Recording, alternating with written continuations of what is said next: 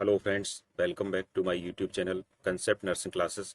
आज की क्लास में SGPGI नर्सिंग ऑफिसर एग्ज़ाम के लिए रैपिड रिवीजन सीरीज के अंतर्गत प्रीवियस ईयर्स के नर्सिंग ऑफिसर और स्टाफ नर्स की परीक्षाओं में पूछे गए प्रश्नों का ये प्रैक्टिस टेस्ट सॉल्व करने वाले हैं। Question number 1, what is the term for a device use to take the place for a missing body part? Pronation, abduction, external rotation, prosthesis. इसका करेक्ट आंसर होगा option D, prosthesis. Next question, when a client has left sided weakness, what part of a sweater is put on first? Both sleeves, left sleeve, client's choice, right sleeve. Correct answer is option B, left sleeve. Next question, it is appropriate for a nurse aide to share the information regarding a client's status with any one of the nurse aides sees fit, the client's family members, the client's roommate, the staff on the next shift. Correct answer is option D, the staff on the next shift. Next question. When helping a client who is recovering from a stroke to walk, the nurse aide should assist on the client's strong side, on the client's weak side, from behind the client with a wheelchair. Correct answer is option B, on the client's weak side. Next question. The nurse aide caring for a client who is agitated, the nurse aide should speak loudly so the client can hear the instructions. B. Asked to reassign the care of the client. C. Talk in a slow, calm, reassuring manner. Tell the client to be quiet. Correct answer is option C. Talk in a slow, calm, reassuring manner. एक ऐसा client जो कि agitated हो रहा है, तो nurse को किस प्रकार से कार्य करना चाहिए? तो नर्स को करना चाहिए स्लो, काम, शांत और उसको रीएश्योर करने वाले तरीके से उससे बात करनी चाहिए। Next question, south east Asia's WHO regional office is located at Delhi, Mumbai, Hyderabad, Kolkata. Correct answer is option A, Delhi. South east Asia का WHO का जो रीजनल ऑफिस है ये दिल्ली में स्थित है। Next question, revised National Health Policy of India announced in 2000, 2001, 2002, 2003. Correct answer is option 2, 2002. Revise national health policy India में 2002 में अनाउंस की गई थी। Next question, exercises that move each muscle and joints are called adduction, range of motion, abduction, rotation. Correct answer is option B, range of motion. Next question, how can the nurse aide best help a client who is not accepting a loss? Leave the client alone, convince the client to accept the loss, encourage the client to talk, discourage individual activity. Correct answer is option C, encourage the client to talk. Next question, the systemic and continuous collection of data as part of nursing process is called as nursing assessment, implementation, planning, nursing diagnosis. Correct answer is option 1, nursing assessment. Systematic तरीके से और continuously data को collect करना nursing process में ये कहलाता है nursing assessment. Next question, which of the following is the most common condition that results from physical restraints? Option 1, shoulder dislocation, hip dislocation, ribs fracture, fracture of femur. Correct answer is option 1, shoulder dislocation. इसको कहते हैं जो shoulder का उसका अपनी जगह से खिसक जाना या हट जाना, ये होता है shoulder dislocation. Next question,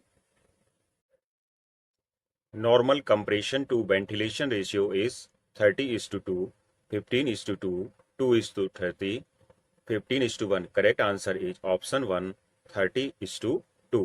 Next question, complication of high flow of ventilation, aspiration, pneumothorax, diaphragmatic hernia, COPD. Correct answer होगा ऑप्शन 2, न्यूमोथोरेक्स। ये कॉम्प्लिकेशन होता है हाई फ्लो ऑफ वेंटिलेशन के हाई फ्लो का। Next question, Identify the abnormality seen in the patient pH 7.25, PCO2 40, SCO3 22, sodium 150, chloride 100। तो इस patient में आपको बताना है कि एबनॉर्मेलिटी क्या होगी।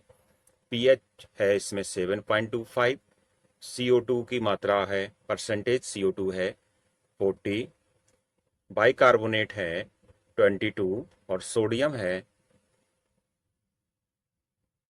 150 और क्लोराइड है 100। करेक्ट आंसर होगा ऑप्शन 1। ये मेटाबॉलिक एसिडोसिस की कंडीशन बन रही है। नेक्स्ट क्वेश्चन देखते हैं। A nurse is preparing to give bath to admitted patient with perineal problem. Which of the following will help the patient? Bed bath, therapeutic bath, self bath with minimal help, none of the above. Correct answer is option 2, therapeutic bath.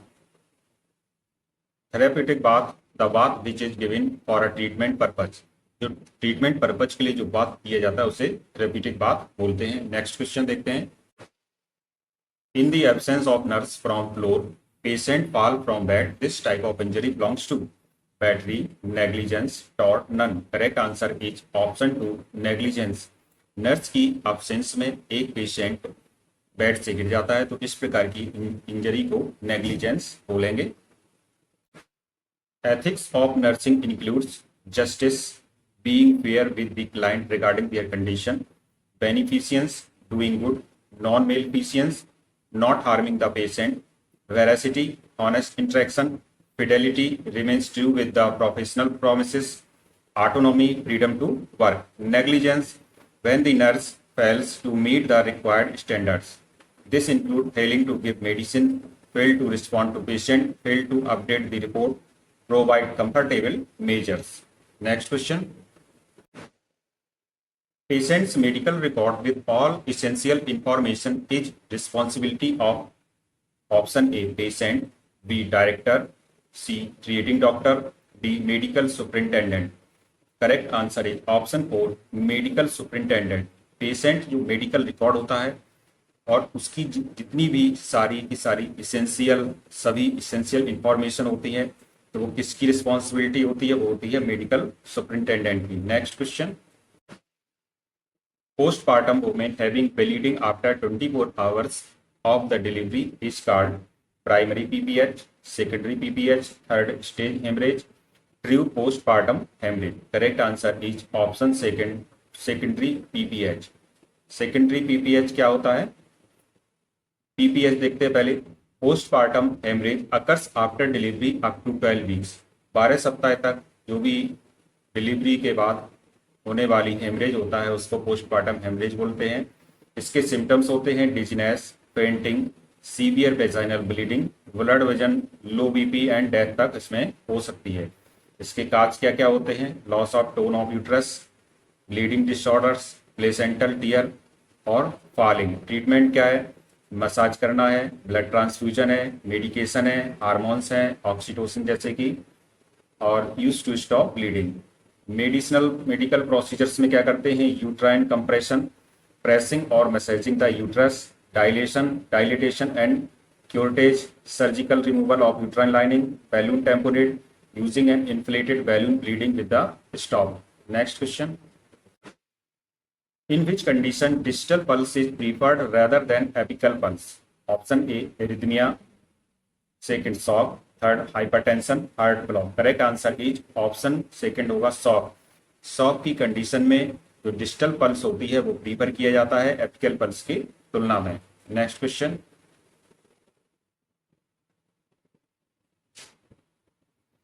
A preeclampsia woman's baby is lying with her mother. Neonate born in 37 weeks after 57 hours. When nurse monitoring vital signs of baby, temperature is low, 35 degrees Celsius. What will be the intervention? Option 1, give punishment for mother for not carrying baby.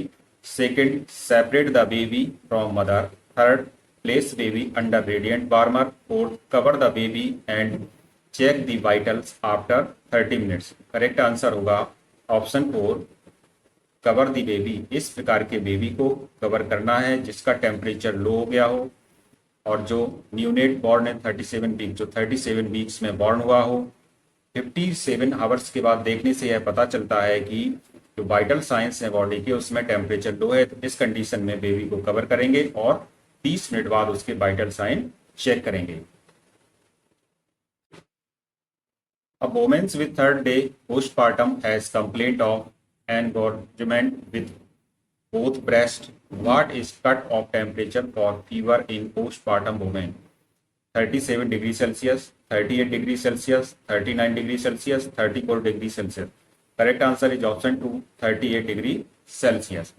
Breast on engorgement क्या होता है? Breast tissue overflows with the milk. Inability of a mother to feed a baby can lead to breast engorgement. Application of warm water, compress and massaging can reduce the engorgement. Criteria of fever in postpartum women. इसका concept देखते हैं। Postpartum fever is defined as a temperature of 38.7 degrees Celsius, 101.6 degree Fahrenheit or greater for the first 24 hours, greater 38 degrees Celsius on any two of the first 10 days postpartum. Next question.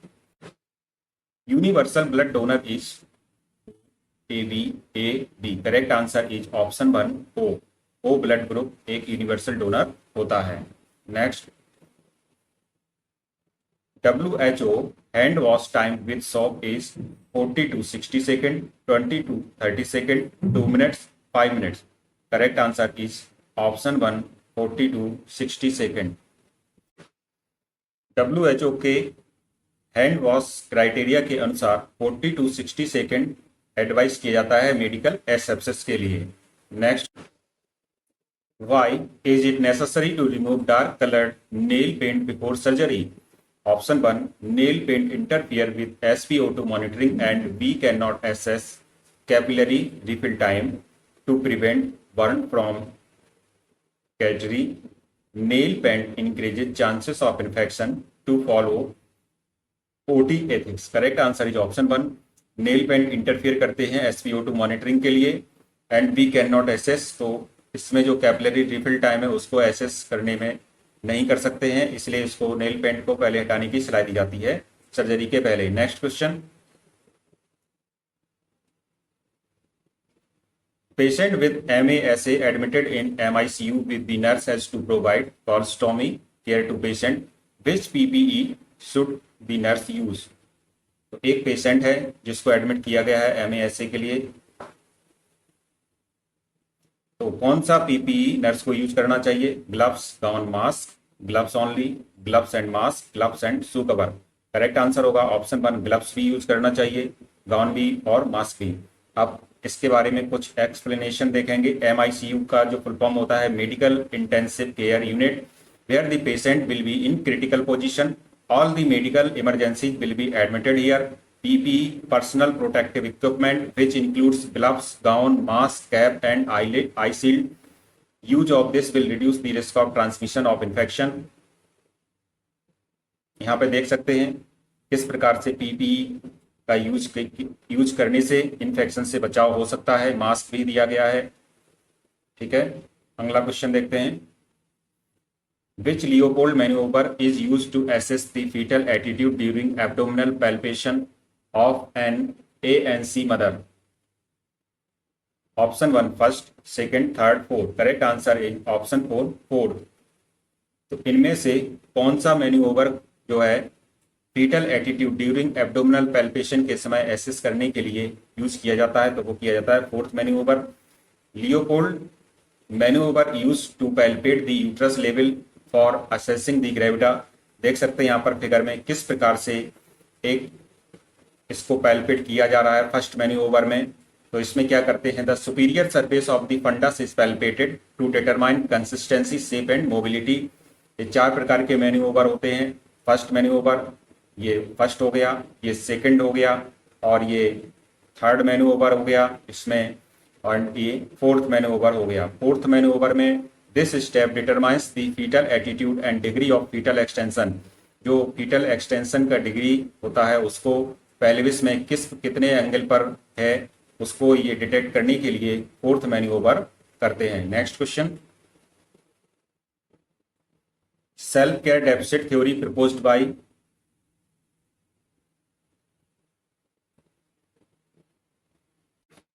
तो यहाँ पर ये पूछा गया है self care deficit theory किसने दी थी?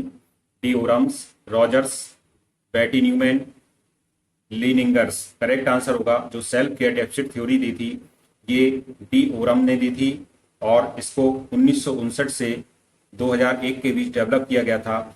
इस थ्योरी के अनुसार इसका जो सेंट्रल आइडिया या इस थ्योरी यह इस पर आधारित है कि यदि रोगी अपनी देखभाल खुद करना चाहें तो वे ऐसे रोगी बहुत जल्दी ठीक हो जाते हैं। और इस जो थ्योरी का जो मेन सिद्धांत है वो अधिकतर केस में पुनर्वास और प्राथमिक देखभाल में इसका यूज किया जाता है। जैसे कि किसी व्यक्ति को किसी समाज को कोई भूकंप आया हो, बाढ़ आई हो, दूसरी जगह उसको जगह देकर के बसाया जाता है तो उसको पुनर्वास कहते हैं। पुनर्वास की स्थिति में इस सिद्धांत का उपयोग, इस नर्सिंग प्रिंसिपल का उपयोग बहुत अधिक किया जाता है। तो ये जो सेल्फ केयर डेफिसिट थ्योरी थी ये डी ओरम ने प्रतिपादित की थी। नेक्स्ट क्वेश्चन देखते हैं, patient with anorexia nervosa taking food correctly as per the diet plan, but there was no increase in weight observed. What will be nursing intervention for the above patient? एक patient जिसको anorexia nervosa की problem है, वो diet plan के अनुसार food सही भोजन ले रहा है लेकिन उसका वेट गेन नहीं हो रहा है। No increase in weight, weight कोई बढ़ नहीं रहा है, तो what will be the nursing intervention? इसमें पूछा गया है कि ऐसे एबव पेशेंट के लिए किस प्रकार का नर्सिंग इंटरवेंशन होगा। Option 1, observe patient while taking meal and after up to 2 hours. Second, increase calorie of food from 1500 to 2000, add vitamin tablet to her medications, engage them in other activities. इसका correct answer होगा option 1 होगा, observe करना है patient को जब वो भोजन लेता है, एंड आफ्टर अप टू 2 घंटे तक भोजन लेते समय और 2 घंटे तक उसको ऑब्जर्व करेंगे। ये एक नर्सिंग इंटरवेंशन होगा एनोरेक्सिया नर्वोसा के पेशेंट के लिए। ऑप्शन 1 इसलिए करेक्ट है। अब देखते हैं यहाँ पर कुछ एक्सप्लेनेशन भी दिया गया है। एनोरेक्सिया नर्वोसा क्या है? Behavioural disorder where the person will not eat properly out of their body image consciousness. जब कोई व्यक्ति अपनी बॉडी नीड के अनुसार भोजन नहीं लेता है तो उसको कहते हैं एनोरेक्सिया नर्वोसा। और एक अदर वर्ड है यहाँ पे बुलिमिया नर्वोसा, एक्सेसिव ईटिंग होता है, अधिक खाना बुलिमिया नर्वोसा होता है। फॉलोड बाय वॉमिटिंग, उसके बाद व्यक्ति खाने के बाद वॉमिटिंग भी करता है। Obsession with food, changes in mood, weakness, lethargy, bradycardia इसके प्रमुख सिम्टम्स हैं। नेक्स्ट क्वेश्चन पर चलते हैं, What is the difference in regular ECT and modified ECT? Option 1, low volt shock is provided, anesthesia is given, muscle relaxant is given, painkiller is provided. देखिए यहाँ पर जो ECT इलेक्ट्रोकन्वल्सिव थेरेपी की बात हो रही है, तो एक रेगुलर थेरेपी होती है और एक मॉडिफाइड होती है। रेगुलर थेरेपी को अधिकांश स्थानों पर बंद कर दिया गया है। उसका कारण था क्योंकि इसको डायरेक्ट दिया जाता था, जबकि मॉडिफाइड ईसीटी या संशोधित इलेक्ट्रो कन्वल्सिव थेरेपी में एनेस्थीसिया देकर के शॉक दिए जाते हैं। इसलिए ऑप्शन 2 बिल्कुल सही है। इसके बारे में कुछ और एक्सप्लेनेशन भी देखते हैं। Electro convulsive therapy is used to treat mental illness such as depression. It is used for administration of anaesthesia, muscle relaxant and seizure eliciting electrical stimulus. Direct ECT और मॉडिफाइड ईसीटी 2 प्रकार की होती है। Direct में psychiatric treatment where the direct seizures is induced to treat refractory mental disorder, और modified ECT में पहले क्या है, मसल रिलैक्सेंट देंगे, एनेस्थीसिया देंगे एंड सीजर एलिसिटिंग इलेक्ट्रिक स्टिमुलस, उसके बाद इलेक्ट्रिक स्टिमुलस देते हैं। ये बेसिक डिफरेंस है। जो डायरेक्ट ईसीटी होती है ये डायरेक्टली दी जाती है जिसमें कोई मसल रिलैक्सेंट या कोई एनेस्थीसिया नहीं होता है, जबकि मॉडिफाइड ईसीटी में एक मसल रिलैक्सेंट और एनेस्थीसिया देकर के इलेक्ट्रिक शॉक देते हैं। Next question, all are crystalloid solution except, इनमें से सभी क्रिस्टलॉइड सॉल्यूशन है सिर्फ एक को छोड़कर। Option 1 normal saline, Ringer lactate, 5% dextrose, HES। तो देखते हैं, देखिए ऐसा होता है क्रिस्टलॉइड सॉल्यूशन क्या होते हैं पहले तो ये पता होना चाहिए। तो क्रिस्टलॉइड सॉल्यूशन ऐसे सॉल्यूशन होते हैं जिसमें सोडियम क्लोराइड सहित जो भी वाटर में सॉल्युबल इलेक्ट्रोलाइट्स हैं वो इसमें पाए जाते हैं, उनको कहते हैं क्रिस्टलॉइड सॉल्यूशन। तो आप समझ सकते हैं, इसमें से नॉर्मल सलाइन हो, इसमें सोडियम होता है, रिंगल लैक्टेट में भी होता है, 5% डेक्स्ट्रोज में भी इलेक्ट्रोलाइट्स होते हैं जो कि वाटर में घुलनशील होते हैं। तो वाटर में घुलनशील इलेक्ट्रोलाइट्स जिस सॉल्यूशन में होते हैं उसको क्रिस्टलॉइड सॉल्यूशन बोलते हैं। यहाँ पर फोर्थ ऑप्शन HES में इलेक्ट्रोलाइट्स नहीं होते हैं, इसलिए ये क्रिस्टलॉइड सॉल्यूशन नहीं है। अब हम लोगों ने देखा कि क्रिस्टलॉइड्स, अब देखते हैं जो सॉल्यूशन होते हैं जो मेनली IV फ्लूइड्स के द्वारा दिए जाते हैं, ये दो प्रकार के होते हैं, क्रिस्टलॉइड्स और कोलॉइड। जो क्रिस्टलॉइड सॉल्यूशन होते हैं इनके जो अणु होते हैं, इनके मॉलिक्यूल्स होते हैं, ये अपेक्षाकृत छोटे होते हैं, जबकि कोलॉइड्स के अणु अपेक्षाकृत बड़े होते हैं। यहाँ पर क्या दिया गया है कि अभी बताया गया था कि ऐसे सॉल्यूशन जिनके मॉलिक्यूल जल में घुलनशील होते हैं और तुरंत पुनर्जीवन प्रदान करते हैं, डिहाइड्रेशन के लिए यूज किए जाते हैं, ये सस्ते होते हैं, ये होते हैं नॉर्मल सलाइन, RL और 5% डेक्स्ट्रोज। जबकि यहाँ पर जो HES है ये एक कोलॉइडल सॉल्यूशन है। कोलॉइडल सॉल्यूशन ऐसे सॉल्यूशन होते हैं जिनके अणु या जिनके पार्टिकल्स अपेक्षाकृत बड़े होते हैं और इनका जो बॉडी में विस्तार हो, बॉडी में जो वॉल्यूम बनाने की जो क्षमता होती है ये क्रिस्टलॉइड की तुलना में अधिक होती है। बट ये कोलॉइड्स होते हैं ये एक्सपेंसिव होते हैं इन कंपैरिजन टू क्रिस्टलॉइड्स। तो इस प्रकार से हमने क्रिस्टलॉइड सॉल्यूशन और कोलॉइड सॉल्यूशन दोनों के बारे में समझा है। नेक्स्ट क्वेश्चन पर चलते हैं। An antenatal mother is admitted with complaints of eclampsia. What will be the loading dose of magnesium sulfate given to patient? 4 ml in 16 ml NS, 8 ml in 12 ml of NS, 6 ml in 14 ml of NS, 2 ml in 18 ml of NS। एक ऐसी mother जिसको eclampsia की problem है उसको admit किया गया, तो उसकी जो MgSO4 या मैग्नीशियम सल्फेट की डोज होगी वो क्या होगी। एक्लेम्सिया का मतलब होता है जो प्रेगनेंसी इंड्यूस्ड हाइपरटेंशन होता है जिसमें सीजर होते हैं उसको प्रीक्लेम्सिया बोलते हैं, और प्रीक्लेम्सिया के बाद की कंडीशन एक्लेम्सिया कहलाती है। प्रीक्लेम्सिया और एक्लेम्सिया में एक जो बिग डिफरेंस होता है वो होता है केवल सीजर का। एक्लेम्सिया में सीजर्स आते हैं, प्रीक्लेम्सिया में सीजर्स तो नहीं आएंगे। BP बढ़ेगा, एल्ब्यूमिन यूरिन में निकलेगा, ये प्रीक्लेम्सिया के साइन है। तो प्रीक्लेम्सिया जब ट्रीट नहीं हो पाता है तो उससे एक्लेम्सिया हो जाता है। एक्लेम्सिया एक सीरियस कंडीशन होती है। तो ऐसी ही एक मदर को भर्ती किया गया है। तो यहाँ पर पूछा गया है कितनी डोज देंगे, तो यहाँ पर देखते हैं इसका करेक्ट आंसर होगा 8 ml in 12 ml of NS। Magnesium sulphate की जो रिकमेंडेड लोडिंग डोज होती है वो होती है 4 ग्राम MgSO4 देना होता है IV 20 मिनट के अंदर, और 1 ml 1 आवर के लिए, यानी कि 60 ml पर आवर के लिए होता है recommended dose.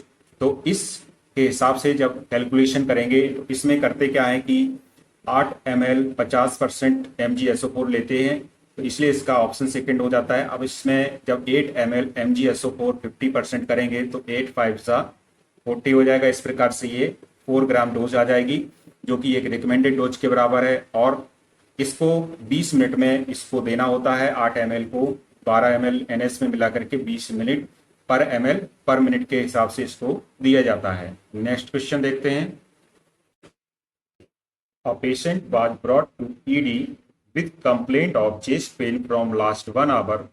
Which test is done to detect myocardial infarction? Serum electrolyte, check ABG, check CBC, troponin T।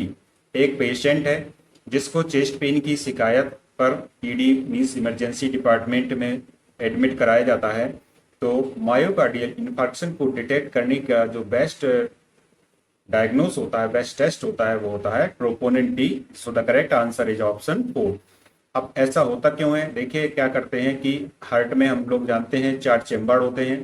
Heart को ब्लड सप्लाई करने वाली और ऑक्सीजन सप्लाई करने वाली, ब्लड में ऑक्सीजन चूंकि मिक्स होती है, सप्लाई करने वाली कोरोनरी आर्टरीज होती हैं। जब इन कोरोनरी आर्टरीज में प्लाक जमा हो जाता है तो प्लाक के कारण ये सक्रिय हो जाती हैं जिसमें ब्लड के कण फंस जाते हैं।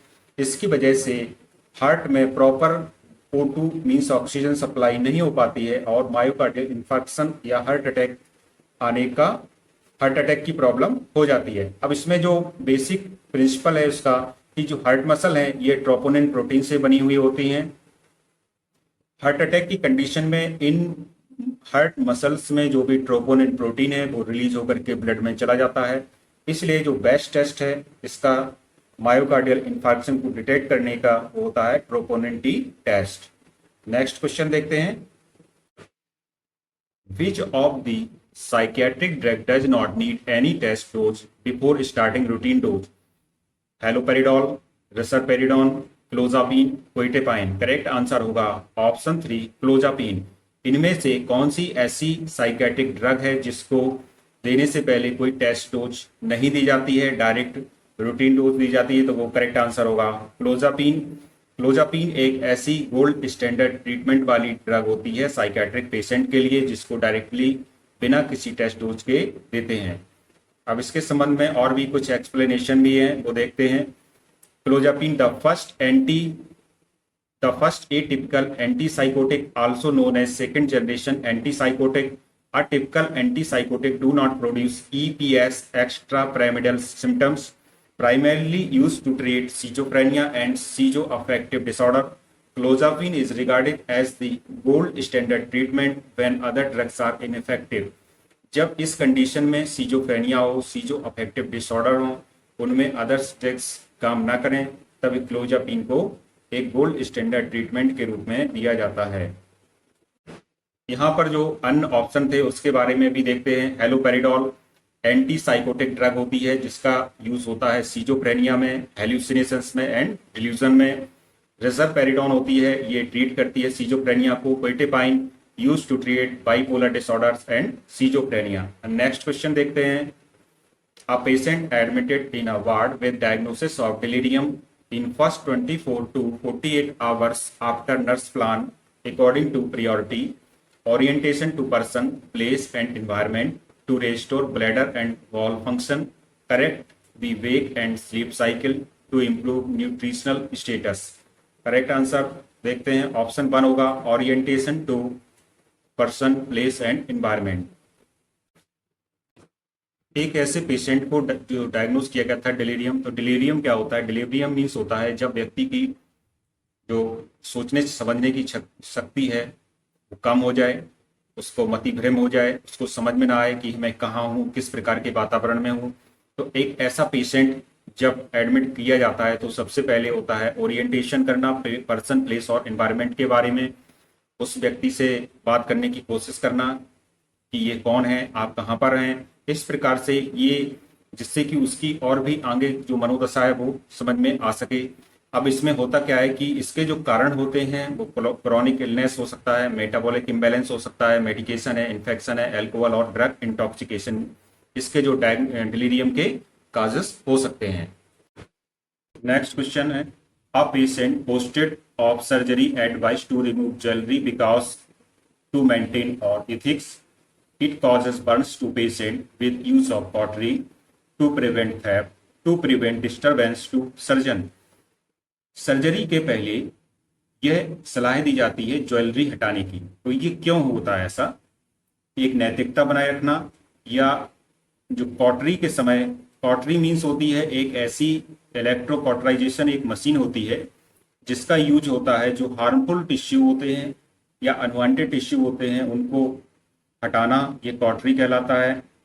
कि ऐसा करने से उसमें जलन होगी, या चोरी रोकने के लिए, या सर्जन को प्रॉब्लम हो उससे बचने के लिए। तो देखो ऐसा होता है कि ज्वेलरी इसलिए हटाई जाती है कि इलेक्ट्रोकॉटराइजेशन मीन्स एक ऐसी मशीन होती है जिसका अनवांटेड टिश्यू हटाने के लिए यूज किया जाता है, जैसे कि ब्लड वेसल भी इससे सील की जाती हैं। तो इसके कारण क्या हो सकता है? जलन हो सकती है, इसलिए इस ज्वेलरी को हटाया जाता है, रिमूव किया जाता है जब भी।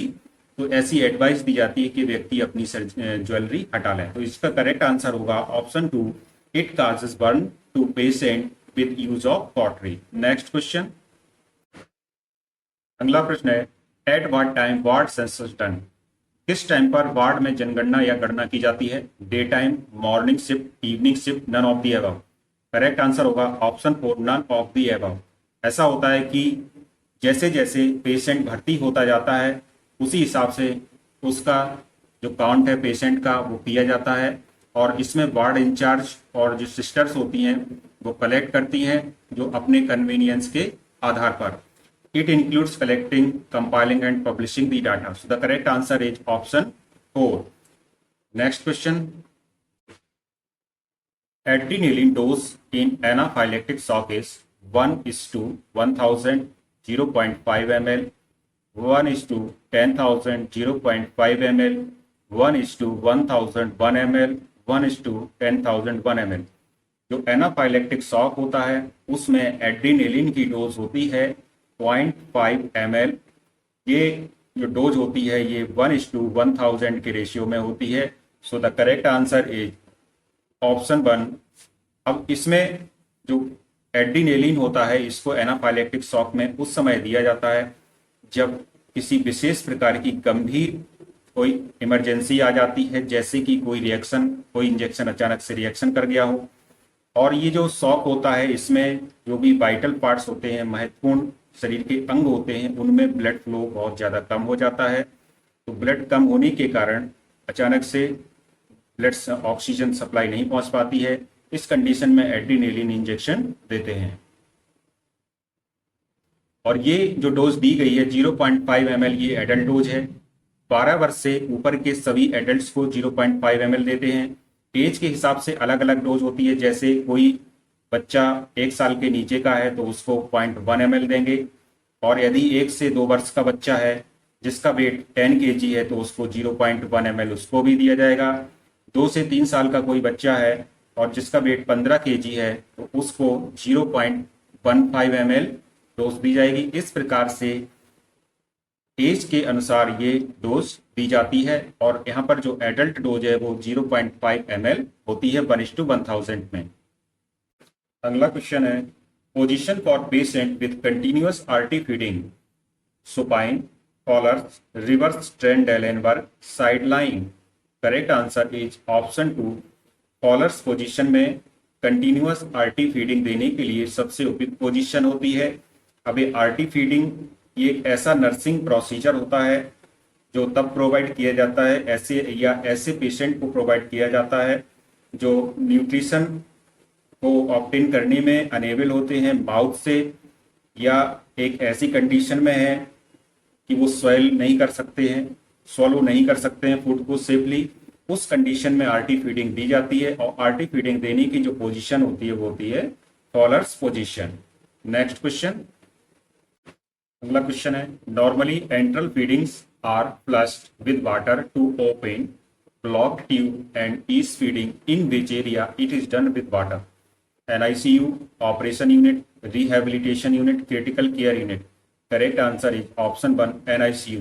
यहाँ पर देख सकते हैं कि एंट्रल फीडिंग देने के लिए सामान्य तौर पर क्या होता है कि जो बंद या ब्लॉक्ड ट्यूब होती है उसको खोलने के लिए वाटर का यूज करते हैं। बट एक ऐसा एरिया जिसमें एयर का यूज किया जाता है वाटर की जगह पर, वो कौन सा एरिया होता है? तो ये एरिया होता है NICU। इसमें क्या करते हैं कि NICU का जो फुल फॉर्म है न्यूनेट इंटेंसिव केयर यूनिट।